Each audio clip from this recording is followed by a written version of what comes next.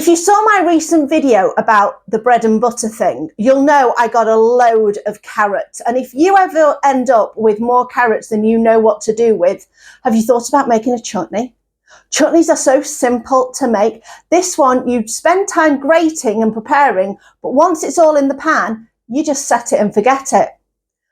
I'm Samantha, this is the channel Trying to Get By, because that's what we're doing. We're trying to get by with what we've got, and we've got carrots in abundance, like I said, from the bread and butter thing. Plus, did you buy a load of carrots at Easter when all the supermarkets were reducing all their vegetables? We bought some, so we have loads left. And Chris can't have carrot cake, which he's really sad about. Bit of a cholesterol issue, but we're dealing with it.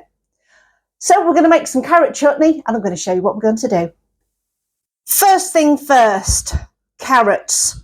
We've got about 1.5 kilos of assorted carrot bits, some looking a little bit sadder than others, some are still pretty good.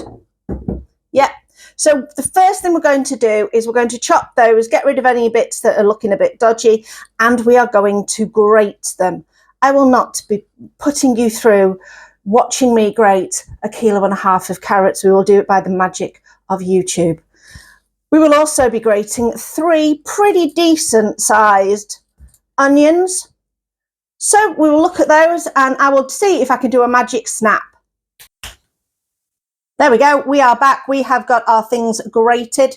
Now then, got a confession. There's slightly less carrot in there than the 1.5 kilos I was aiming for. Tinkerbell managed to get hold of one of the carrots. I dropped it on the floor and she was in there so fast before I even had a chance to blink. So we're down a carrot. So I've done slightly less onion. So what I have ended up with is some like onion bits that I couldn't quite grate down completely. So these are going to go into our freezer bag that we use for our veggie stock. So they're not going to get wasted in the slightest. So don't worry about those. So we have got just shy of 1.5 kilos of carrots, just shy of 3 onions. And I'm going to pop this into the pan and then I'm going to tell you about the next ingredients. We are in the pan.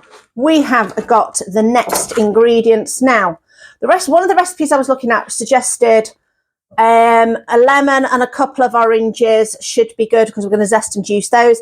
But I have 1 orange. I have plenty of lemons. So I'm going to zest and juice 2 lemons, an orange. I'm going to zest a grapefruit, but I probably won't use the juice. We'll see how tangy it is first. We have got some ginger that we're going to use. We've got some white vinegar that's suitable for pickling, and we have also got some apple cider. So I'm going to use a mixture of the two. We're also going to put in sugar and a bit of chili and some salt and pepper. So I'm going to find my, here we go. So first thing first is I'm going to put in the liquid so that we are all sorted with that. So, okay, I'm not sure where I'm up to now. I just had to take a call for my dad, sorting out my dad's dental hospital appointments. This has taken so long, it's absolutely ridiculous. Anyway, back on with this chutney. So the carrots and onions are in there. I put the heat on. We're going to put the vinegars in first. I'm going to go with 2 cups, which is 250 mils of white vinegar. So this is a vinegar that's got an acidity of 5% or more. Generally, you'll find, and it will say on the carton, great for pickling and cooking.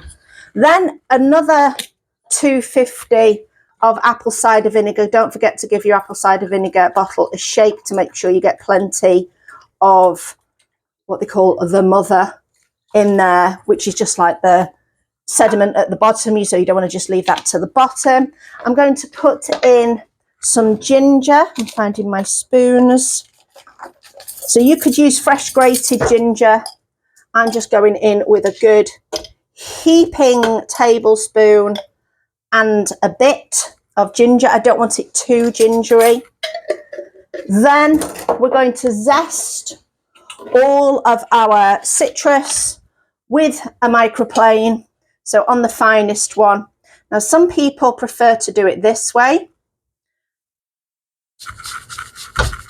where you move the rasp up and down and you can see what's collected, or just go that way, and when you finish, give your finger a wipe, whichever feels the most comfortable to you. So I'm going to do all this zesting, and we'll see where we're up to in a couple of minutes. So there's the last of the zest that we've done. Now squeezing, going in with my lemons. Let me just alter this so you can see a little bit better. It's going in with lemons. I'm just going to do it over my hand just in case. There you go. Yeah, seedage is there. There we are. I'm going to have to get myself one of those. I have to look in the charity shops to see if they've got one of those zesters. No, not zesters. Juicing mechanisms, you know, the ones you squeeze together. Save me getting it all over my hands. So that is some lemon and some orange, and I'm just going to taste this grapefruit and see. It's a very pink grapefruit, so I'm just going to stick my finger in and see if I can get a little bit out.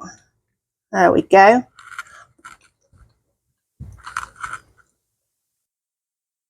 That is actually quite sweet, so that is quite a decent replacement. It's got a little tang, but not too much. A decent replacement for orange. So again, squeeze that. Be careful of the seeds, if there are any in there. But that is nice and juicy. So that is a definite good replacement. So I'm just going to finish squeezing the rest of those lemons and oranges before we put in our sugar. I only ended up using half the grapefruit as it was quite juicy, so the other half I'll save for a snack. So then we're going to put in some brown sugar. This measure that I'm using is about 1/3 of a cup. So we're going to put in 3 full cups, and possibly, if I can scrimp together, another 1/3 of a cup in there. Then we're going to add some chili to this.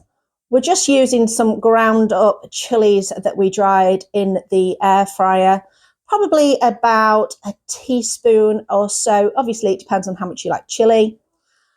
Then adding some black pepper. This will be about a teaspoon. And finally, a tablespoon of salt.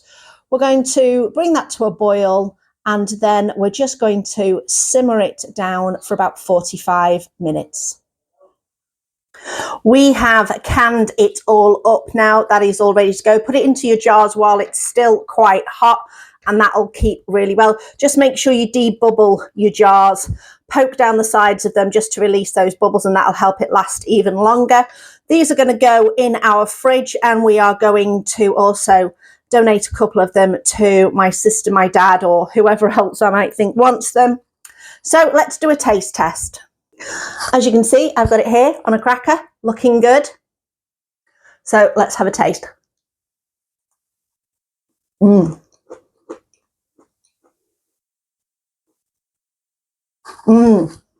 That goes really well with those crackers, actually. Those are just like oaty whole grain crackers. The maltedness of the crackers kind of chills out the tartness of the vinegar.